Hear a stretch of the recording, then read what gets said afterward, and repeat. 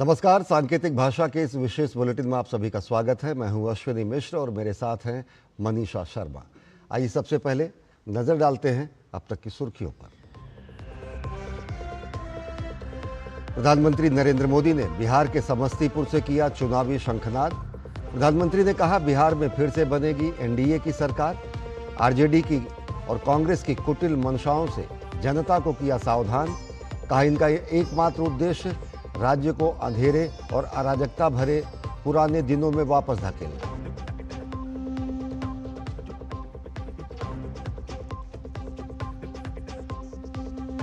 भाजपा की ओर से अमित शाह की सिवान और बक्सर में चुनावी शंखनाद।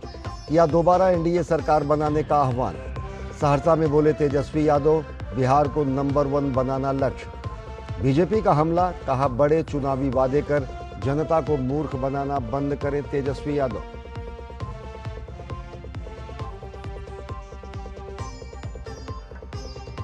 राष्ट्रपति द्रौपदी मुर्मू ने केरल के एर्नाकुलम स्थित सेंट टेरेसा कॉलेज के शताब्दी समारोह में शिरकत की। कहा, 2047 तक भारत के विजन को साकार करने के लिए महिलाओं की विशेष भागीदारी।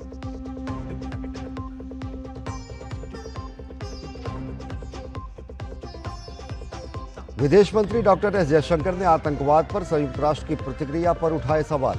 कहा, सुरक्षा परिषद का एक सदस्य आतंकी संगठनों का हितैषी तो कैसे रहेगा यूएन जवाबदेह।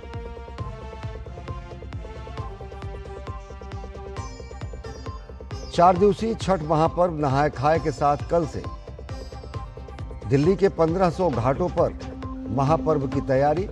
देश भर में विशेष ट्रेनों और सुरक्षा के व्यापक इंतजाम।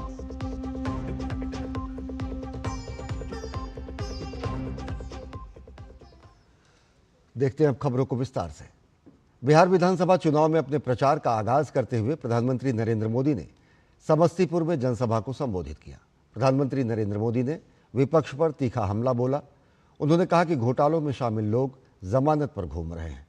उन्होंने आरोप लगाया कि जननायक की सम्मानित उपाधि चुराने की विपक्षी दल कोशिश कर रहे हैं। हम जननायक कर्पूरी ठाकुर की प्रेरणा से सुशासन को समृद्धि में बदल रहे हैं, लेकिन दूसरी तरफ आरजेडी और कांग्रेस वाले क्या कह रहे हैं और क्या कर रहे हैं, ये आपको मुझसे ज्यादा पता है। मुझे आपको याद दिलाने की जरूरत नहीं है। हजारों करोड़ रुपए के घोटालों में ये जमानत पर चल रहे लोग हैं। जमानत पे, और जो जमानत पे है वो चोरी के मामले में जमानत पे है। अब ये चोरी की इनकी आदत ऐसी है कि अब जननायक की उपाधि की चोरी में जुटे हैं।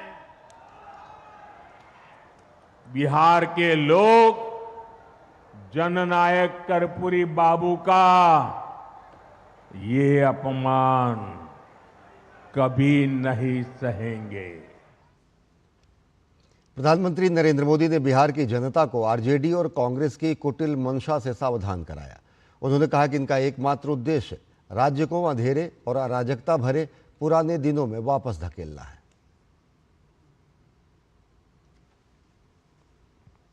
मैं आज आपको आरजेडी और कांग्रेस वालों की बदनीयत से भी सावधान करूंगा। ये लठबंधन वाले जिन लोगों को चुनाव लड़वा रहे हैं, उससे साफ हो जाता है कि ये पुराने दिन वापस लाना चाहते हैं। जमीन पर इनके प्रचार को सुनिए तो जंगल राज ही याद आएगा। अभी से आरजेडी कांग्रेस के लोग छर्रा, कट्टा, दूनाली और घर से उठा लेने की धमकी देने लग गए हैं। इनका प्रचार इन्हीं धुनों पर चल रहा है। इसलिए बिहार के लोगों को सावधान रहना है, सतर्क रहना है। इस चुनाव में भी जंगल राज वालों का डिब्बा गोल करना जरूरी है। प्रधानमंत्री नरेंद्र मोदी ने बिहार में अपने चुनाव अभियान की शुरुआत समस्तीपुर जिले में भारत रत्न जननायक कर्पूरी ठाकुर के पैतृक गांव कर्पूरी ग्राम से की। उन्होंने कर्पूरी ठाकुर को श्रद्धांजलि अर्पित कर गरीबों और हाशिए पर खड़े लोगों के इस महान नेता का सम्मान किया। गौरतलब है कि कर्पूरी ठाकुर बिहार के मुख्यमंत्री रहे हैं और पिछड़े वंचितों के उत्थान में उनके योगदान को कभी नहीं भुलाया जा सकता।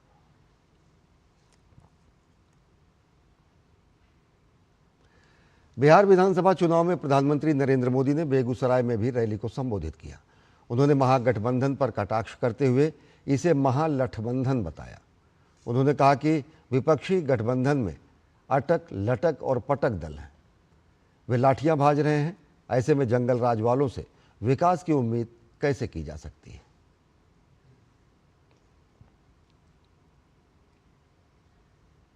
जब से बिहार चुनाव की घोषणा हुई है, तब से हम एक चीज साफ साफ देख रहे हैं।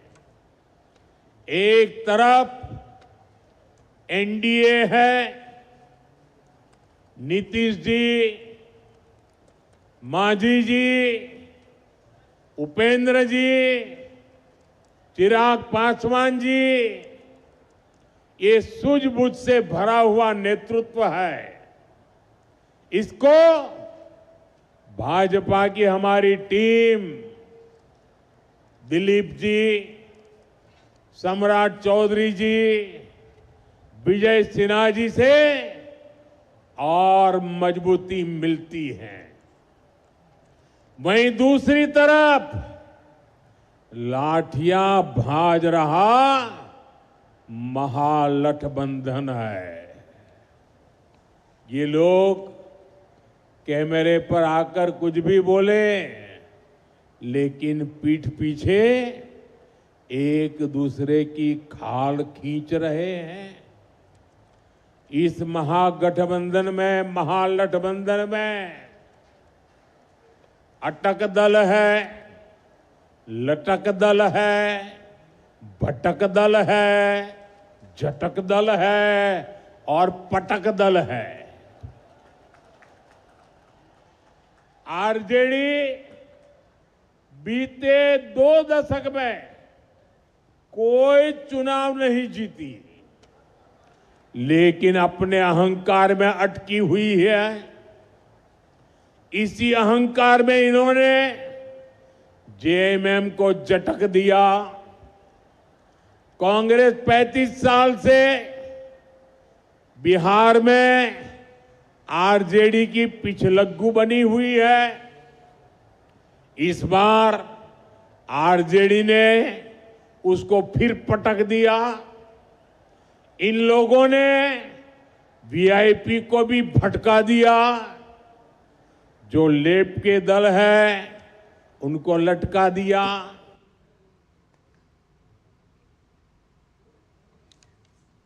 राजद और कांग्रेस को भ्रष्ट परिवार करार करते हुए प्रधानमंत्री नरेंद्र मोदी ने कहा कि राजद और कांग्रेस वालों ने सिर्फ अपने बेटे बेटियों का विकास किया है। साथ ही प्रधानमंत्री ने दोहराया कि जमानत पर बाहर घूम रहे लोगों को जनता कभी स्वीकार नहीं करेगी। साथियों, जब स्वार्थ हावी होता है, लूट खसूट ही लक्ष्य होता है, तो वही होता है जो आरजेडी कांग्रेस वाले कर रहे हैं। ये लोग पहले टिकट बेचते हैं, फिर घोटाले करते हैं। आप देखिए तो सही, एक आरजेडी का परिवार है जो बिहार का सबसे भ्रष्ट परिवार है। और ज्यादातर लोग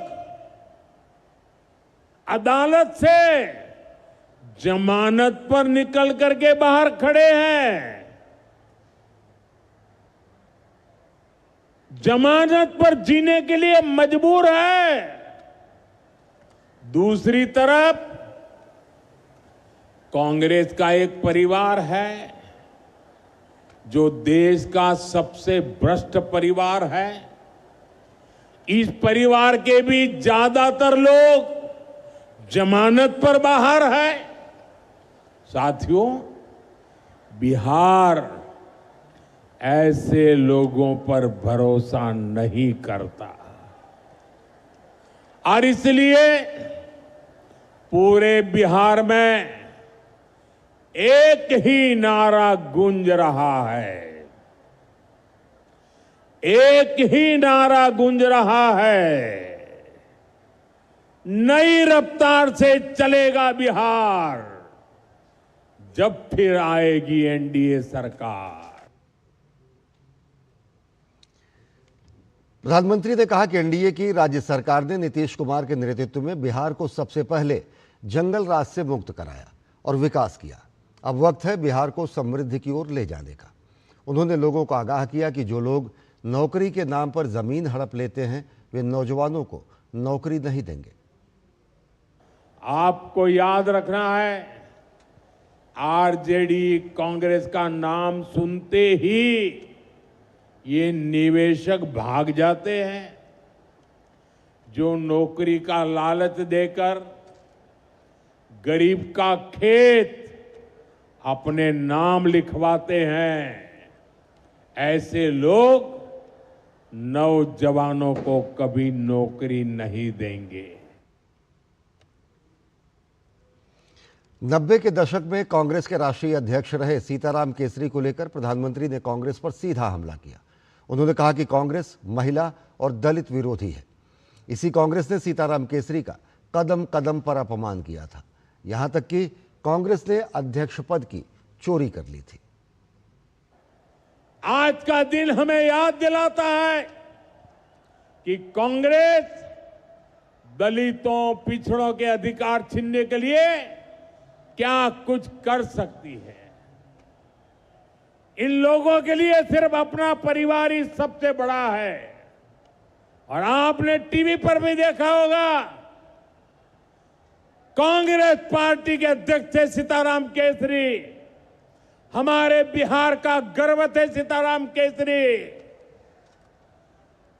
इस परिवार ने सीताराम केसरी जी को उनके घर में बाथरूम में बंद कर दिया। इतना ही नहीं, उनको उठा करके फुटपाथ पर फेंक दिया और सीताराम केसरी के पास जो कांग्रेस का अध्यक्ष पद था, इस परिवार ने उस अध्यक्ष पद की चोरी कर ली। साथियों, ये ऐसे लोग हैं जिनको आपके परिवार की कोई चिंता नहीं है। प्रधानमंत्री नरेंद्र मोदी ने आज रोजगार मेला पहल के तहत 51,000 से अधिक नियुक्ति पत्र प्रदान किए और इस मौके पर उन्होंने वीडियो कॉन्फ्रेंसिंग के जरिए इस कार्यक्रम को संबोधित किया। उन्होंने कहा कि पिछले 11 वर्षों से देश विकसित भारत के संकल्प को लेकर आगे बढ़ रहा है। उन्होंने इस संकल्प को पूरा करने में युवाओं की भूमिका का प्रमुखता से उल्लेख किया। पिछले 11 वर्षों से देश विकसित भारत के निर्माण का संकल्प लेकर आगे बढ़ रहा है। इसमें सबसे बड़ी भूमिका हमारे युवाओं की है, आप सबकी है। इसलिए युवाओं का सशक्तिकरण ये भाजपा एनडीए सरकार की प्राथमिकता है। आज रोजगार मेले युवाओं के सपनों को पूरा करने का माध्यम बन गए हैं। अकेले इन रोजगार मेलों के जरिए बीते कुछ समय में ही 11 लाख से ज्यादा नियुक्ति पत्र दिए जा चुके हैं और ये प्रयास केवल सरकारी नौकरियों तक ही सीमित नहीं है। हमने देश में पीएम विकसित भारत रोजगार योजना भी शुरू की है। इसके तहत 3.5 करोड़ युवाओं को नौकरी देने का लक्ष्य रखा गया है। खबरें अभी और भी है, लेकिन वक्त एक छोटे से ब्रेक का। देखते रहिए डीडी न्यूज।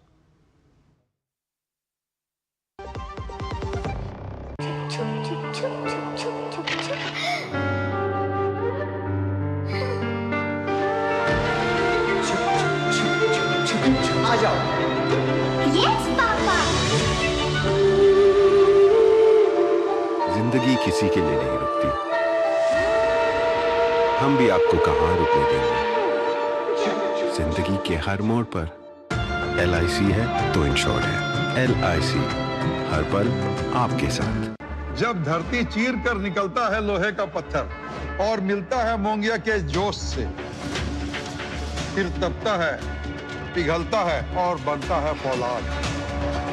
अब होता है सरिया सारी खूबियों के साथ। मोंगिया स्टील, मजबूत देश का मजबूत सरिया। ब्रेक के बाद आप सभी का स्वागत है। बिहार विधानसभा चुनाव को और धार देते हुए केंद्रीय गृह मंत्री और भाजपा के वरिष्ठ नेता बिहार के सीवान पहुंचे, जहां उन्होंने विशाल जनसभा को संबोधित किया। अमित शाह ने कहा कि पिछले 2 दशकों की तरह इस बार भी सीवान की जनता बिहार में जंगल राज को स्थापित नहीं होने देगी। सीवान वालों, यही भूमि से लालू रबड़ी को जवाब दे दो।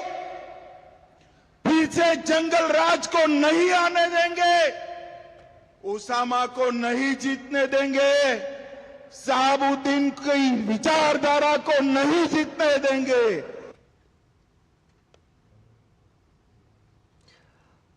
केंद्रीय गृह मंत्री अमित शाह ने महागठबंधन में उपजे विवाद पर भी चुटकी ली। बिहार के हर कोने में एनडीए की सरकार बनाने का मूड है। ये लालू के बेटे का तो चुनाव शुरू होने से पहले ही रायता बिखर गया है। उन लोगों के बीच में सीट का झगड़ा हुआ और अंत समय तक सीट नहीं तय कर सके। बीजेपी प्रवक्ता अजय आलोक ने राजद नेता तेजस्वी यादव पर निशाना साधा है। उन्होंने सीबीआई द्वारा तेजस्वी यादव पर दर्ज की गई एफआईआर का जिक्र करते हुए कहा कि भ्रष्टाचार खत्म करने की बात करने वाले तेजस्वी यादव ने लालू यादव के शासनकाल में कई घोटाले किए हैं। सीबीआई ने अपने एफआईआर में जब इन पे एफआईआर किया, उसका मेन क्रक्स था कि लालू प्रसाद जी के रेलवे मंत्री के काल में इसी चाणक्य होटल जो हमारे बगल में है, जिसके कैंपस में लोग बैठे हुए हैं, इनके मालिक को 2 और होटल देने की बात की गई पुरी में और रांची में, और उसके बदले में पटना में 3.5 एकड़ जमीन लिखवाई गई। ये जमीन लिखवाई गई डिलाइट मार्केटिंग, जो थी प्रेमचंद गुप्ता, उन्हीं के पार्टी के राज्यसभा सांसद। अपने नाम पे डायरेक्टली नहीं लिया गया, और 2010 से डिलाइट मार्केटिंग के सारे शेयर तेजस्वी राबड़ी देवी के नाम पे ट्रांसफर होते गए। 14 से 16 होते होते डिलाइट मार्केटिंग में प्रेमचंद गुप्ता चले गए 0 और 100% मालिक बन गए तेजस्वी और राबड़ी। भ्रष्टाचार की परछाई को भी ये नहीं छोड़ेंगे। अजय आलोक ने यह भी कहा कि तेजस्वी यादव ने अपने नामांकन पत्र में अपनी संपत्तियों का ब्यौरा नहीं दिया है। उन्होंने चुनाव आयोग से इसका स्वतः संज्ञान लेने का अनुरोध किया। इन्होंने अपना नामांकन पत्र दायर किया। इन्होंने अपने नामांकन पत्र में ना डिलाइट कंपनी का मेंशन किया है, ना फेयर एग्रो का मेंशन किया है, ना AK एसोसिएट्स का मेंशन किया है। क्यों? ये प्रॉपर्टीज अगर ईडी ने अटैच की है तो इनको अपने एफिडेविट में इसको लिखना चाहिए था कि ये तमाम संपत्ति, ये कंपनी मेरे नाम से है जिसको ईडी ने अटैच किया है। ये मेंशन इन्होंने नहीं किया है, तो हम चाहेंगे कि चुनाव आयोग इसका भी संज्ञान ले जरा। बिहार विधानसभा चुनाव के मद्देनजर हर दल ने अपनी चुनावी बिगुल फूंक दिया है। एक रैली को संबोधित करते हुए आरजेडी नेता तेजस्वी यादव ने बदलाव और विकास के नाम पर जनता से वोट मांगा। उन्होंने नए बिहार के निर्माण का भी वादा किया। एक नए सोच के साथ नया बिहार बनाने का समय आ गया है, परिवर्तन का समय आ गया है। और हम लोग सब लोग, सभी समाज के, हर धर्म के लोग, हर जात, हर वर्ग के लोगों को साथ लेकर के चलना चाहते हैं और एक नया बिहार बनाना चाहते हैं, एक नई सरकार बनाना चाहते हैं, जनता का राज लाना चाहते हैं। कारखाने खुले, निवेश आए, पढ़ाई, दवाई, कमाई, सिंचाई, सुनवाई और कार्रवाई वाली सरकार हम लोगों को चाहिए। राष्ट्रपति द्रौपदी मुर्मू ने केरल के एर्नाकुलम स्थित सेंट टेरेसा कॉलेज के शताब्दी समारोह में शिरकत की। समारोह को संबोधित करते हुए राष्ट्रपति ने कहा कि सेंट टेरेसा कॉलेज आध्यात्मिक मूल्यों के साथ साथ महिला शिक्षा को बढ़ावा देने का प्रमुख केंद्र है। उन्होंने साल 2047 तक प्रधानमंत्री नरेंद्र मोदी के विकसित भारत के सपने को साकार करने के लिए महिलाओं की भागीदारी पर विशेष बल दिया। Participation of women is necessary for the country to leverage its demographic dividend. Gender budget allocation has increased 4.5 times during the last decade. Women-led MSMEs nearly doubled between 2011 and 2024. One of the key pillars for achieving the vision of Viksit Bharat by 2047 is to achieve 70% women workforce participation. St. Teresa's College has been promoting women's education in India with steadfast commitment to spiritual values. संयुक्त राष्ट्र की 80वीं वर्षगांठ पर दिल्ली में विदेश मंत्रालय और भारतीय डाक विभाग द्वारा संयुक्त रूप से एक कार्यक्रम का आयोजन किया गया। कार्यक्रम में विदेश मंत्री डॉक्टर एस जयशंकर ने एक स्मारक डाक टिकट जारी किया, जो 24 अक्टूबर 1945 को संयुक्त राष्ट्र की स्थापना के बाद से भारत के संयुक्त राष्ट्र के साथ जुड़ाव का प्रतीक है। इस कार्यक्रम में कई देशों के संयुक्त राष्ट्र प्रतिनिधियों और राजदूतों ने हिस्सा लिया। उपस्थित समुदाय को संबोधित करते हुए विदेश मंत्री डॉक्टर एस जयशंकर ने संयुक्त राष्ट्र की कार्यशैली पर सवाल खड़ा करते हुए कहा कि संयुक्त राष्ट्र में विस्तार और सुधार जरूरी है। All is not well with the United Nations. Its decision making neither reflects its membership nor addresses global priorities. Its debates have become increasingly polarized and its working visibly gridlocked. Any meaningful reform is obstructed using the reform process itself. आतंकवाद के मुद्दे पर विदेश मंत्री ने संयुक्त राष्ट्र के दोहरे रवैये पर सवाल उठाया। पाकिस्तान का नाम लिए बगैर उन्होंने कहा कि कैसे संयुक्त राष्ट्र का एक सदस्य पहलगाम जैसे बर्बर आतंकवादी हमले के पीछे छिपे समूहों को बचा रहा है। When a sitting Security Council member openly protects the very organization that claims responsibility for the barbaric terror attack such as at Pahalgam, what does it do to the credibility of multilateralism? Similarly, if victims and perpetrators of terrorism are equated in the name of global strategy, how much more cynical can the world get? When self-proclaimed terrorists are shielded from the sanctioning process, what does it say for the sincerity of those involved?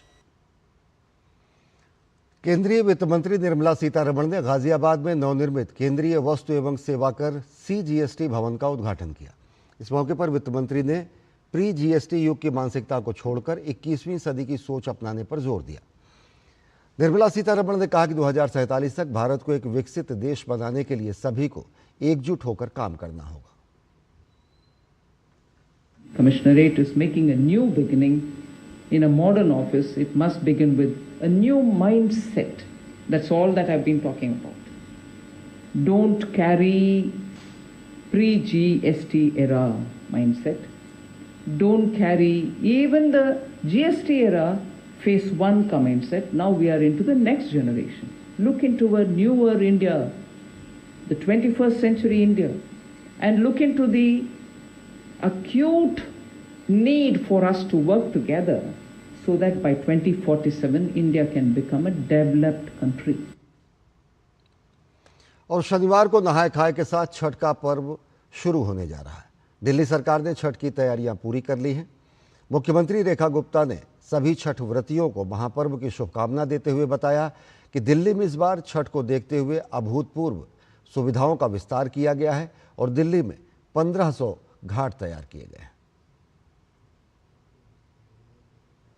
पूरी दिल्ली में लगभग 1500 point Chhath घाट के रूप में तैयार किए गए हैं और पूरी तैयारियां वहां चल रही है। इसके अलावा यमुना जी पे 17 जगह पे हमने कई किलोमीटर के घाट की व्यवस्था की है। इस बार की छठ जो है छठ व्रतियों के लिए बहुत ही अभूतपूर्व और दिव्य एहसास लेके आने वाली है। सरकार कोई कोर कसर नहीं छोड़ रही है छठ की तैयारियों के लिए।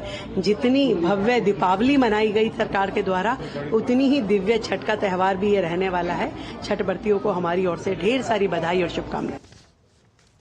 तो सांकेतिक भाषा के इस बुलेटिन में फिलहाल इतना ही। देश और दुनिया की ताज़ा तरीन खबरों के लिए देखते रहिए डीडी न्यूज़। नमस्कार।